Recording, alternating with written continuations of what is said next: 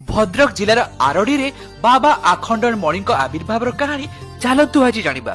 एकदा आरडीर बैतरणी नदी कूल जमीदार राजा नीलाद्री समर सिंह महापात्र को चाष जमी रे चाषीटीए चाष करुथिला एवं हठात के जानी चाष करुथिबा समय रे तार लंगड़टी अटकी जाइतिला। अरे हठात कौन मो लंगड़टी अटकी गला? ए पत्थरटा जगु बोधे ए पत्थरु कोन एते रक्त बहुची? बैतरणी नदी पर लाल हेगला ए रक्त रे। एते रक्त देखि चाषीटी डरी जाइतिला एवं एही खबर को जणिया पई से राजा को निकट को दौड़ीतिला। शांते शांते कोन हैला अनंत? शांते जल्दी बिल को चलतु। सेठरे चाष करथुवा समय रे मो लंगड़ मुनर एक कळा पत्थर बाजी सेतु प्रचुर रक्त बाहरुची। सतरे ना कोन? हो हो चल जाई की देखिबा। शांते सेइठा देखंतु। अरे एठारे तो रक्त जगह क्षीर बहुची एवं देखो पत्थर ऊपर नागसाप ताकू जगी की बसिची। ए तो निश्चय महादेवंको चमत्कार। सेही दिन रात्रि राजा को स्वप्न रे